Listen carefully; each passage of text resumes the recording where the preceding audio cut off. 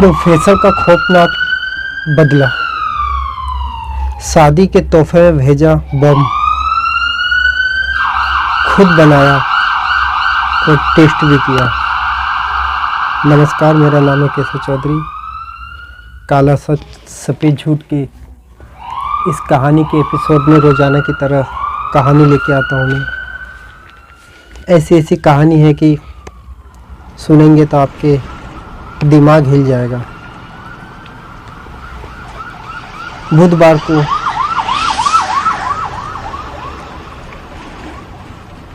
एक आरोपी प्रोफेसर को उम्र कैद की सज़ा हुआ। उन्होंने ऐसा कांड किया था कि जिसने भी देखा, जिसने भी सुना, दिमाग हिल गया। पुलिस को तो ये मामला समझ में नहीं आया। जब पुलिस से मामला नहीं सुलझा तो क्राइम ब्रांच को दिया गया। क्राइम ब्रांच भी बेधड़क परेशान हुआ। काफ़ी छानबीन करने के बाद आरोपी तक पकड़ा गया। क्या पूरी प्लानिंग बनाया था आरोपी ने। पढ़ा लिखा क्राइम किस तरीके से होता है, इस पूरी कहानी में आपको बताऊंगा।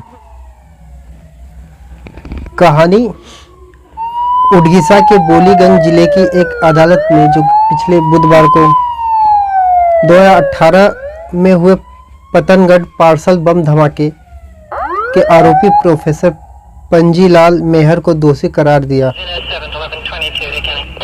इस दर्दनाक घटना में 2 लोगों की जान भी जा चुकी थी, जिनमें 26 वर्षीय नवविवाहित युवक सौम्या शेखर साहू भी शामिल थे। बात 23 फरवरी 2018 को शादी के केवल 5 दिन बाद ही सॉफ्टवेयर इंजीनियर सौम्या शेखर साहू को एक पार्सल मिलता है।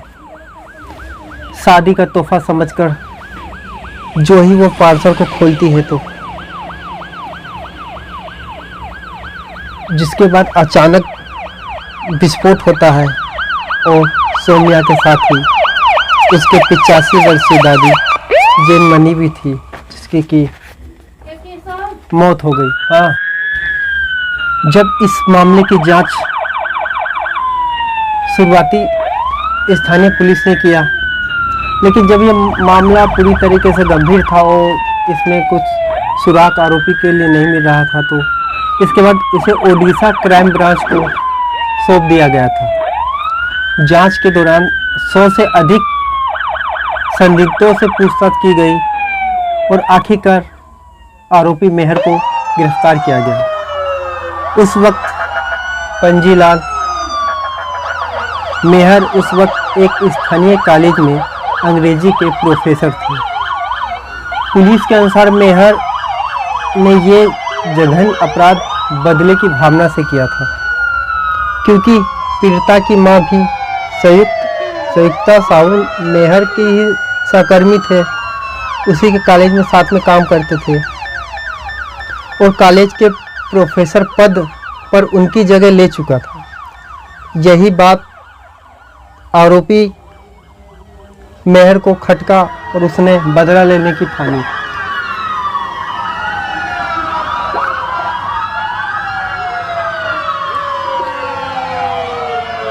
और कॉलेज के प्रोफेसर के रूप में जब उसकी मां ने कार्यभार संभाला तो उसको अच्छा नहीं लगा। मेहर ने बम बनाने के लिए दिवाली से पटाखे इकट्ठा करना शुरू किया। इंटरनेट मीडिया पर विस्फोटक बनाने की तकनीकी खोजी। उसने पहले परीक्षण विस्फोटक बनाया और फिर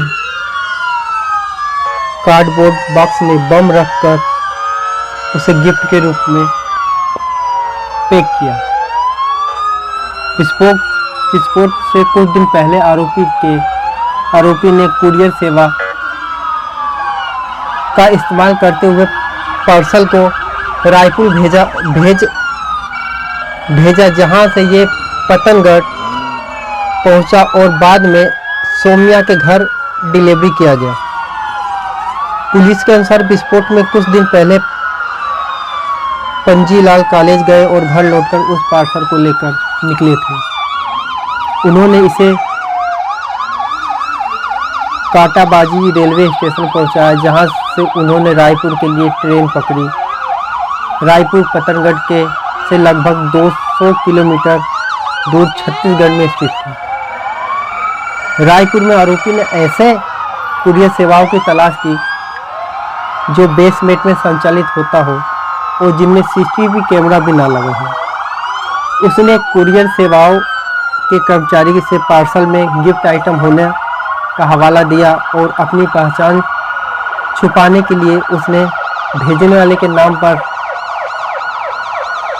SK शर्मा और गलत पता भी बताया। इसके बाद वो शाम की ट्रेन पकड़कर वापस अपने घर लौट आया। जांच के दौरान पुलिस ने mobile phone, laptop, pen drive, hard disk और रायपुर की कुरियर सेवा के CCTV कैमरे की फुटेज भी जब्त किए। एक अनाम पत्र भी मिला जिसमें विस्फोट में 3 लोगों का शामिल होने दावा था, जिसे आरोपी ने पुलिस को गुमराह करने के लिए भेजा था। हालांकि इस पत्र ने पुलिस को मामले के कई अन्य सुराग भी दे दिए थे।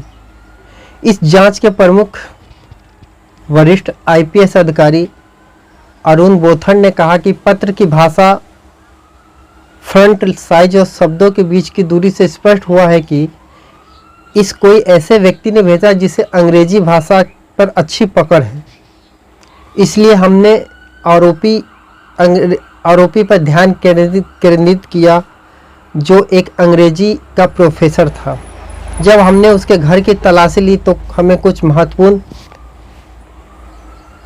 दस्तावेज मिले जिनका वैज्ञानिक तरीके से मिलान किया गया और यही केस का निर्णायक मोड़ साबित हुआ।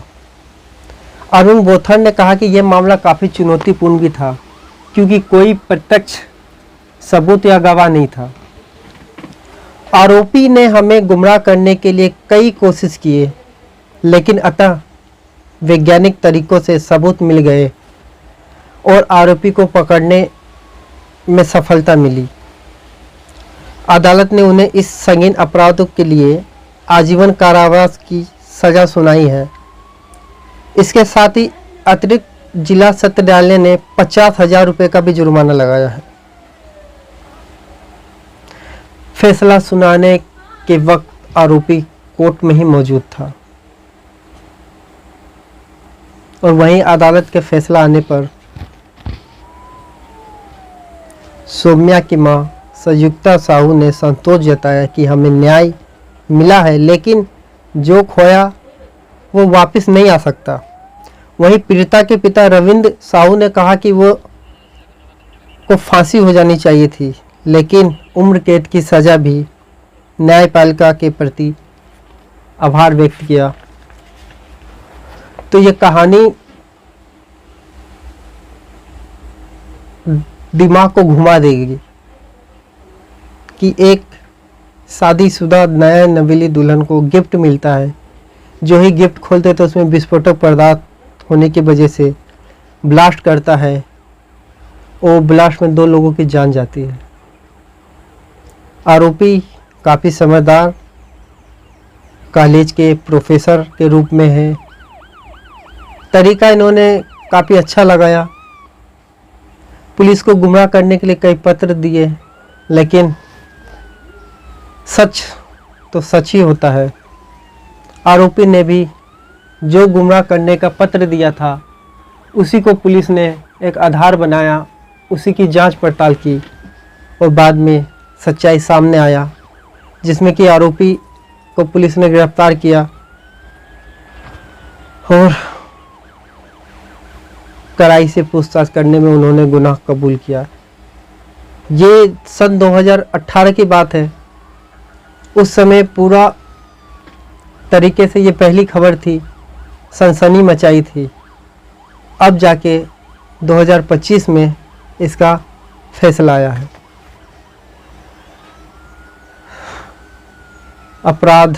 अपराधी कितना भी शातिर क्यों ना हो, वो बच नहीं सकता है। इसी के साथ आज का ये कहानी यहीं समाप्त होती है। फिर मिलते हैं किसी नई कहानी के साथ। जब तक के लिए अनुमति दीजिए, नमस्कार। फिर मिलते हैं नई कहानी, एक नया सच, नई झूठ और एक नई कहानी जो कि रहस्यों से भरा हुआ है। फिलहाल